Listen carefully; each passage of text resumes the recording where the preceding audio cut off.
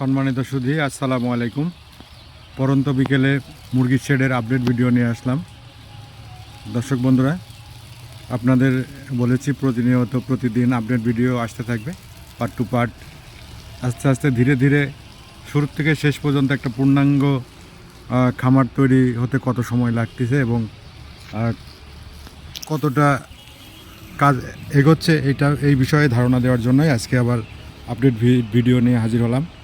দর্শক বন্ধুরা, দেখতে পাচ্ছেন গতকালকে যে আপডেট ভিডিওটা দিয়েছিলাম এটাতে বলেছিলাম আর একদিন লাগবে ড্রেসিং করতে। তো আজকে ড্রেসিং কমপ্লিট। আপনারা দেখতে পাচ্ছেন খুব সুন্দর মাটিগুলো বালিগুলো মিল করা হয়ে গেছে।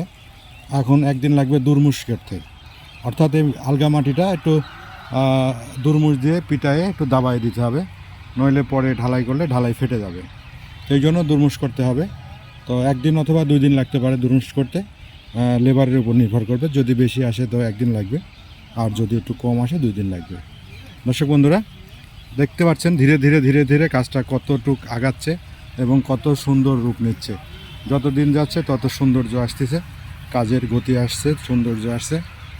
অবশ্যই পুরো খামার ধীরে ধীরে তৈরি হতে দেখতে হলে অবশ্যই আমার চ্যানেলটা সাবস্ক্রাইব করে লাইক দিয়ে পাশে থাকবেন। সবাই ভালো থাকবেন, সুস্থ থাকবেন, সুন্দর থাকবেন, আমাদের জন্য দোয়া করবেন। সবাইকে